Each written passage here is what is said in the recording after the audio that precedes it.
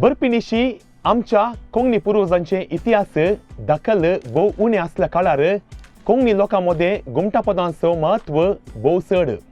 घुमटा पदांनी पदां रुपार आमच्या पुर्वजांनी आमचे इतिहास दाखल केला आणि आमचे दायज जावन आमकां दिला.